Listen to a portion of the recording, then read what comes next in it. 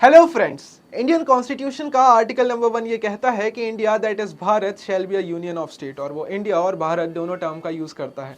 पर क्या आप जानते हैं कि थ्रू आउट द हिस्ट्री हमारे देश के लिए अलग अलग नामों का इस्तेमाल किया गया है। अगर हम बात करें एंशिएंट वैदिक टेक्स्ट के बारे में तो वहां पर जो टर्म यूज होता है दैट इज जम्बू द्वीप। और इसका मतलब होता है ऐसी लैंड जहां पर जामुन के पेड़ उगते हैं। और आज भी कई सारे south east Asian countries India के इस कॉन्टिनेंट के लिए जम्बू द्वीप टर्म यूज करते हैं।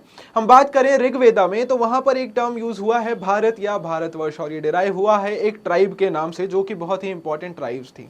उसके अलावा महाभारत की हम बात करें तो वहां पे राजा दुष्यंत के बेटे का नाम भी भरत था। और वहीं से माना जाता है कि इस देश का नाम भारत या भारतवर्ष पड़ा।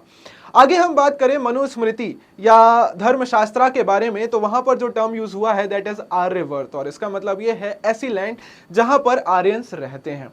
हम बात करें इंडिया के बारे में जो हम प्रेजेंटली यूज करते हैं, ये टर्म डिराइव हुआ था ग्रीक टर्म इंडिके से, जो कि लैटिन ट्रांसलेशन था इंडिया। और बाद में ब्रिटिशर्स ने इसी टर्म को यूज किया और हमारी कंट्री का नाम इंडिया रखा।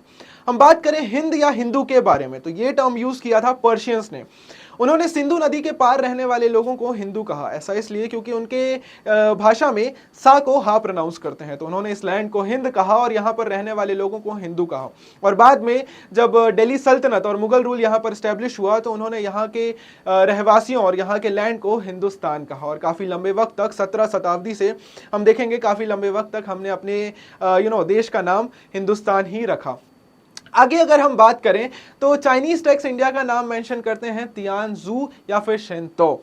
और इसका नाम भी जो डिराइव हुआ है ये जापानीज वर्ड से डिराइव हुआ है। इसके अलावा कुछ अन्य नाम थे जैसे मौर्य देश, तो ये नाम यूज होता था मौर्यन किंग्स के टाइम पे और वो अपने रियाम या अपने किंगडम को मौर्य देश कहते थे। और वहीं पर हम बात करें कि एक और नाम हिमवर्ष यूज होता था इंडिया के लिए, और ये नाम रखा गया था क्योंकि हमारे यहाँ पे माइटी हिमालयन माउंटेन्स थे और उसी के नाम पे हिमवर्ष हमारा नाम रखा गया।